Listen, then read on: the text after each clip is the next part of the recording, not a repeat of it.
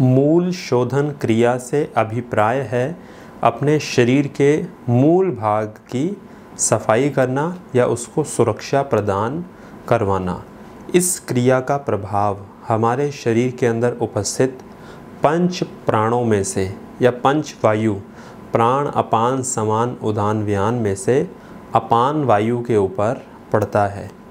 यदि तो शरीर के अंदर अपान वायु विकृत या दूषित हो जाए तो शरीर के अंदर विजातीय द्रवों का या विजातीय तत्वों के निकासन की क्रिया में बाधा उत्पन्न होती है और शरीर के अंदर से अशुद्धियां बाहर नहीं निकल पाती।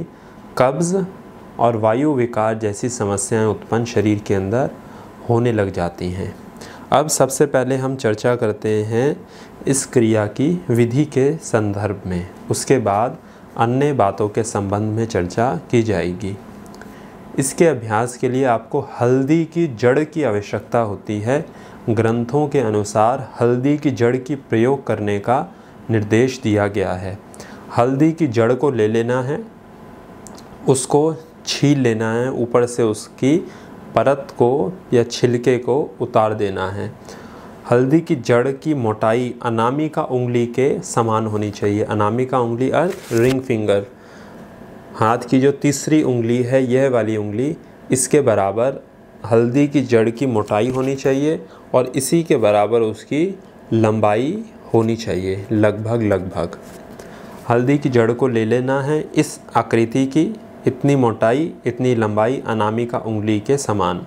उसको ऊपर की परत को उसके छील लेना है। पहले उसको अच्छे तरीके से साफ़ कर लेना है, हाथ अच्छे तरीके से धो लेने हैं और फिर छुरी से चाकू से उसके ऊपर की परत को छील देना है। यदि तो किसी कारण से आपको हल्दी की जड़ न मिल पाए तो फिर अपनी अनामिका उंगली का ही प्रयोग कर सकते हैं। यह है इसकी तैयारी। अभ्यास यहाँ से शुरू होता है। अभ्यास के लिए उकड़ू बैठना है आपको। दोनों घुटनों को मोड़ के नीचे बैठ जाना है, कंधों के बराबर फासला देके, अपने वस्त्रों को उतार कर। अगर तो आपके पास हल्दी की जड़ है तो ठीक, नहीं है तो अपनी अनामिका उंगली के ऊपर घी या सरसों का तेल अच्छे तरीके से लगा देना है। उंगली को पहले ठीक तरीके से साफ़ कर लेना है, साबुन से धो लेना है। घी या सरसों के तेल के अंदर उंगली को अच्छे तरीके से डुबो देना है। उसके बाद में अपने गूदा द्वार में जहाँ से मल त्याग किया जाता है उस हिस्से के अंदर हल्दी की जड़ को या उंगली को अंदर की तरफ प्रवेश करवाना है।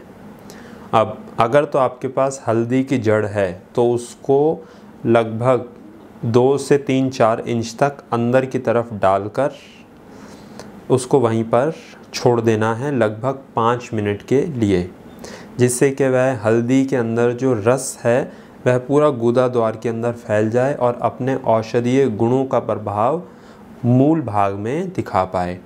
और यदि तो हल्दी की जड़ आपके पास नहीं है तो अपनी अनामिका उंगली को गूदा द्वार के अंदर प्रवेश करवाना है लगभग 2 से 3 इंच। उंगली को अंदर प्रवेश करवाने के बाद अब इस उंगली को पूरा गूदा द्वार के चारों तरफ अच्छे तरीके से घुमाना है और लगभग 30 से 40 सेकंड के बाद में उंगली को बाहर निकाल देना है और अब साबुन से अच्छे तरीके से उंगली को धो देना है।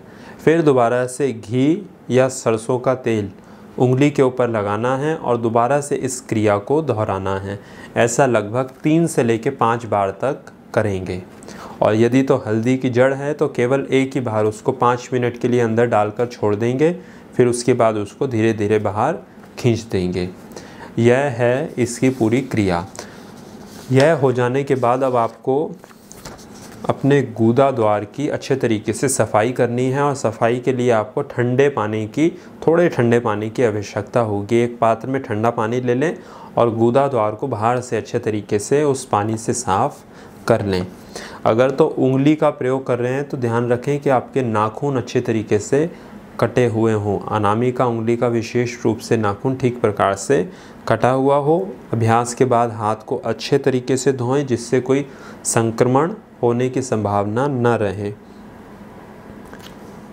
इसका अभ्यास सुबह ही करें, दिन में किसी भी समय अभ्यास ना करें। सुबह सुबह ही इसका अभ्यास करें और जो लोग स्वस्थ हैं वह लोग इसका अभ्यास मल त्यागने के बाद में करें।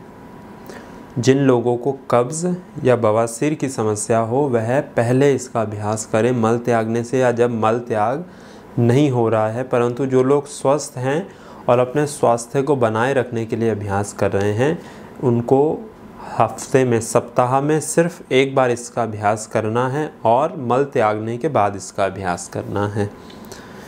इसका अभ्यास विशेष रूप से कब्ज़ और बवासीर की समस्या में कार्य करता है। जिन्हें कब्ज़ या बवासीर हो वह इसका प्रयोग से निश्चित ही लाभ प्राप्त कर सकते हैं। एक विशेष बात का ध्यान रखना है कि इस अभ्यास की आदत शरीर को नहीं डालनी है, क्योंकि यह अभ्यास करने के बाद लगभग पूरी उम्मीद रहती है कि जिनको कब्ज़ की समस्या या बवासीर की समस्या हो उन्हें तुरंत ही मल त्याग हो जाता है, परंतु इसकी आदत नहीं डालनी। जिनको समस्या है वह भी सप्ताह में केवल 2 बार ही इसका अभ्यास करें, अधिक इसका अभ्यास ना करें।